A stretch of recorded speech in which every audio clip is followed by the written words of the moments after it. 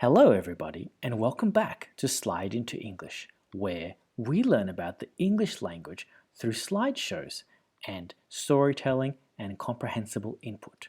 We are beginning to learn some more strange and irregular plurals. Now, today we're learning about the F plurals. Whenever we see an F or an FE at the end of a word, we need to change that F to a V and add either ES or S to the end of that plural. However, this is not a hard and fast rule. Many words, many nouns that end in F follow this rule, but many do not. That's why we need to keep listening to comprehensible input and exposing ourselves to the language until we are confident in how to create plurals. Let's look at some examples.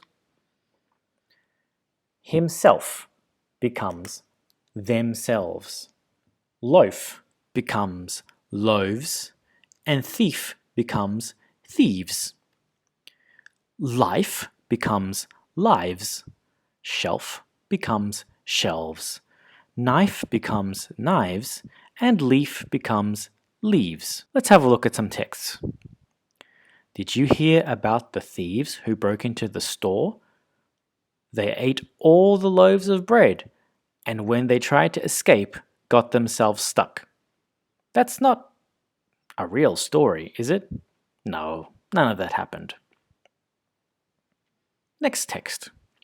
Hey, don't play with knives in the kitchen. Can I play with knives in the bedroom? No, those things can ruin lives. Well, why do we keep them on our shelves? You're right, I should hide them somewhere else. Maybe I'll probably still find them. Can't you be a normal kid and play with leaves or something?